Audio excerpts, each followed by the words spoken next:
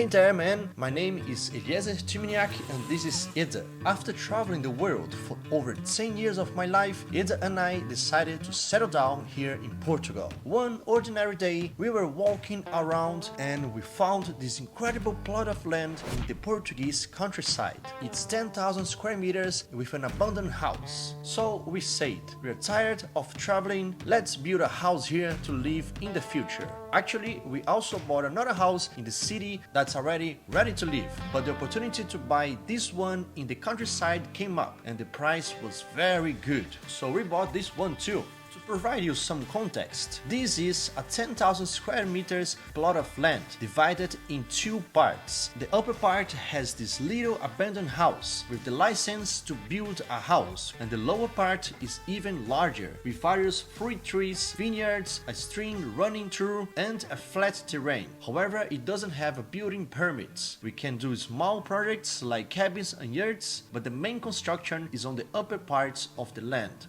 We bought this land like this. We only saw the house, a bit of the upper part and a bit of the lower part. After signing the papers, we rushed to find ways to clear the land and check two things: if there was anything hidden under so much vegetation, and also to find a way to connect the two parts of the land, because so far you can't really access because, like I say, there's so much vegetation in it. So we bought a stream.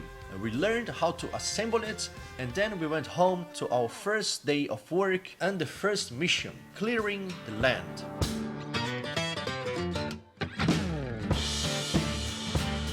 How can the same news be bad and good at the same time?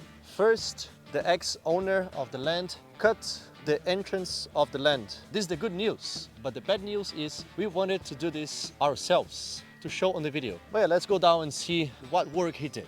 Well, we arrived at the land and were surprised to see that someone had already cut a good portion, which was very nice. We assumed the former owner had cut it.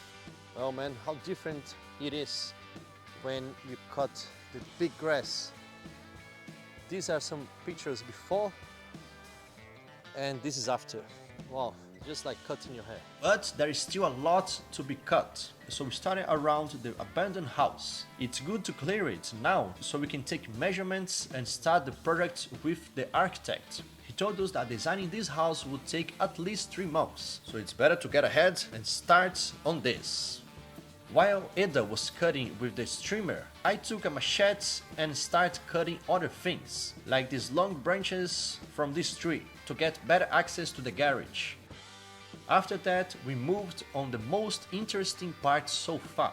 As I said, we bought the land without fully seeing what was on it, and one of the parts we couldn't access was this one. We knew that through that path, there would be the access to the lower part of the land. So Eda took the stream and I went with the machete, clearing the path. The vegetation had grown so much in this part that it was easily 3 meters tall.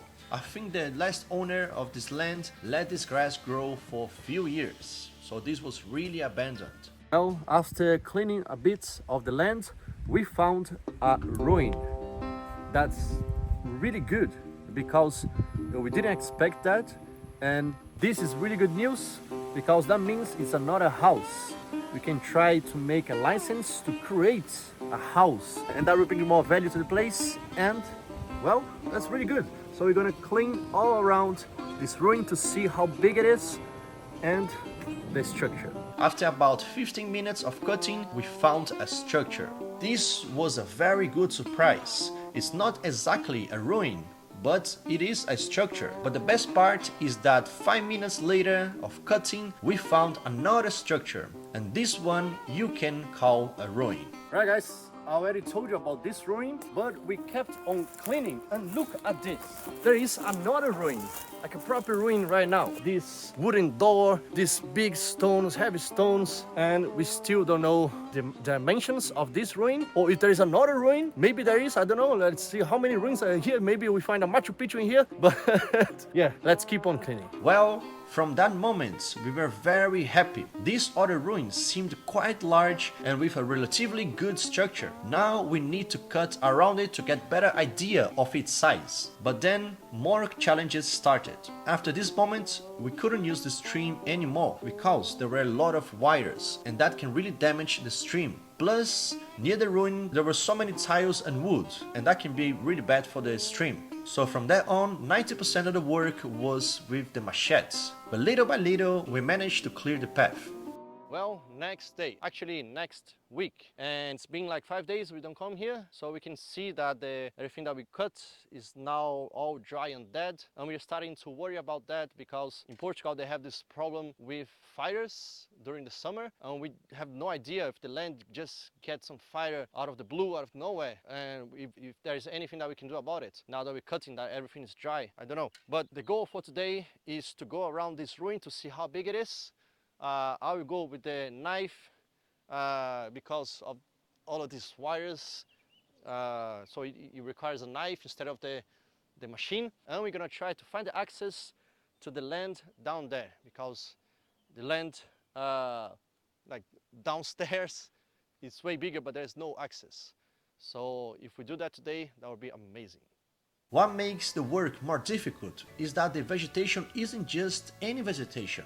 There are some huge thorns that often pierce through your gloves or clothes, so we are getting really scratched up. Another thing that makes everything difficult is that this place is really empty. We don't have any structure except for the abandoned house that we can't really enter yet because the key of the house is with the former owner, as he has several pieces of furniture inside and he has 3 months to take it out. So we leave materials on the ground and we also eat on the ground, and that makes everything more difficult. But after a lot of work, we managed to clear more of the land. And with that land cleared, we can now give a tour showing the land and the plans we already have for it.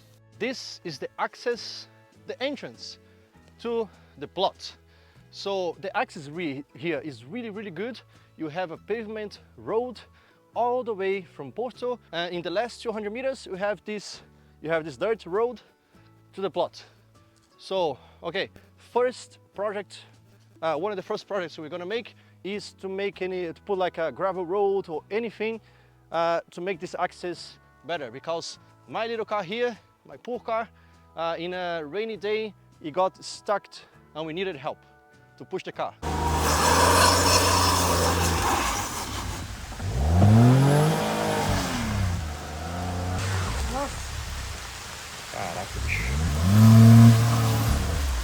So very important for us to access the plot with cars, vans, trucks, the road. Okay, let's go. Look how big is this mushroom here. I can make a really good trip on that. Let's go. Right, look how beautiful is this plot. You have the main house, you have this nice, beautiful view to the valley. It's a valley actually, but we're gonna talk about the house later because the house is the main project. Okay, you have the garage. But this garage is not very good. We have this old car in here and this other vehicle, but the structure of the garage, we're gonna have to dismount that and make a brand new one that fits higher cars and more cars, like 3 or 4 cars. We have space for that. So that's a project, not for now, it's not priority, but that's a project. Well, the main project. This is the house. That's why we bought this land, because it has this house with the license to build 130 square meters house. And this is a project that's gonna take more time, over a year, just to be making the project and to be building the house itself. But we're gonna talk about this project on Eda's channel, so make sure to check it out because she's making this project with an architect and it's gonna be really good with this view. So go on her channel to see this project. But let's go down there. It's not a surprise. When we bought this land, we only saw this house because everything was covered. But once that we started opening the land, that's when we had the surprise and we saw these 2 structures. So the first one is this one. Well, the plan for this structure for now is to make like a little base for us to not be on the ground all the time. We sit on the ground now, we put the tools on the ground, we eat on the ground, and that's very uncomfortable. So we're gonna make a little base here with tables and chairs to put equipments, to eat here, to have somewhere to sit, and that's immediate. So one of the first projects we're gonna make is to have a little base in this one. And the second structure that we had surprise to see in this land was this one. This big boy here has at least, let's say, 30 square meters, and this is gonna be a long-term project, even after the house, like 2-3 years from now. Because here in Portugal, everything turns out to be very bureaucratic. So if you wanna make a license to build a proper house in this one, it's gonna take months or even years for them to make the license for this, and then we can start building. So this one, we had a really nice, really good surprise to find this one, but it's gonna take a little time for do something in there. Well, another thing, it's not surprise, that we found in this video was the missing access to the down part of the plot, which is way bigger than this one. And we also have projects, immediate projects to the down part as well. So let's go and check it out. Welcome to the down part of the land. This part is way bigger than the part on the top. And this is just one part of this. And we have some projects for this part because, as you can see, it's really flat, and you have these trees that makes a lot of privacy because the neighbors are on the other part over there and no one can see us. So the project we have is to bring yurts from England, from Eda's mom, that she's gonna give to us, and we're gonna place those yurts right here. Yurts are very nice because they are very beautiful first, and you don't need license to build yurts anywhere because they are removable and very simple to build. You can build in like a week if you have help with you. It's not very heavy, it's not very expensive. So first immediate project is to have those yurts right here. It's gonna make us a little base, and for us to even sleep here sometime, sleep here during the week, during the weekends, let's see, and to be more present here while we do the other projects in the house. So I said the down part of the land is really big, and it's really big, it's all of this part. But we have no plans for this part for now. We have a little stream passing through the land. Maybe in the future we're gonna make like a little lagoon to see the fish, to watch the fish. But this part is so big, and well, all our energies are concentrated on the up part of the land, that we have no plans for now for here. So let's wait until the future tells us what to do to this part. This was the first of many episodes of our life in the Portuguese countryside. Remember that you can see so much more details and weekly episodes on Eda's channel. I'm posting here once a month about this land, but Eda is posting every week. The link is in the description for her channel. We also welcome suggestions and ideas, since we have zero experience, and also we are learning everything now. So see you in the next video.